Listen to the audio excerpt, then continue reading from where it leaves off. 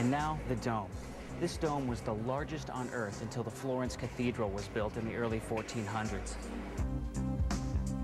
It will come as no surprise to any student of architecture that it was the ancient Romans who were the first to really experiment with designing domes.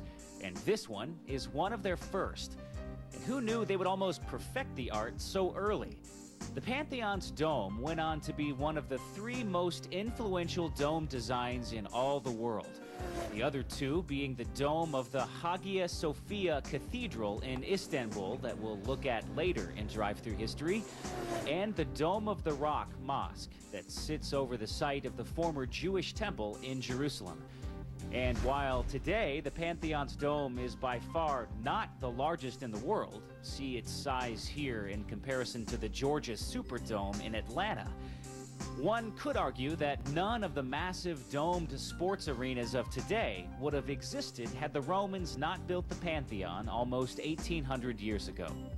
There's a good chance you've driven by a dome several times in your home state. Most U.S. capitals have used domes in their architecture, inspired, of course, by the U.S. Capitol building in Washington, D.C., which in turn was inspired by St. Paul's Cathedral in London before it.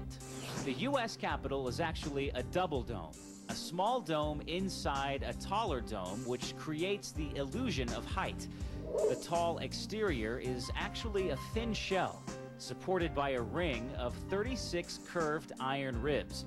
Underneath is the smaller dome, open at the top, just like the dome in the Pantheon. And while the Capitol building's dome may look like it was made from stone, every bit of it was made from cast iron. Today's domes are made from steel, iron, Teflon-coated fiberglass, and even plastic. Masonry is not the material of choice in dome designs today. Too heavy, too vulnerable to extreme weather. Considering that, it is mind-boggling that the Pantheon's ancient dome is still standing. You can almost see why countless people throughout history have thought the Pantheon is divinely protected. We know what the Pantheon's dome is made of, concrete that is now almost 2,000 years old, but nobody knows exactly how it was made. Some say it was poured in one piece on the ground and then lifted into position. But modern engineers are baffled as to how this would have been accomplished.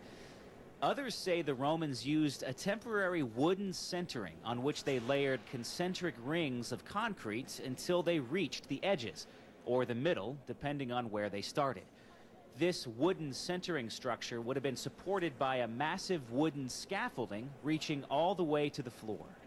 And finally, a medieval legend says that Emperor Hadrian filled the entire interior of the Pantheon with a huge mound of dirt, and the concrete was poured over it.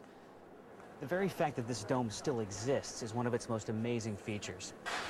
Keep in mind, this is made entirely of concrete without 1 ounce of reinforcing steel rods.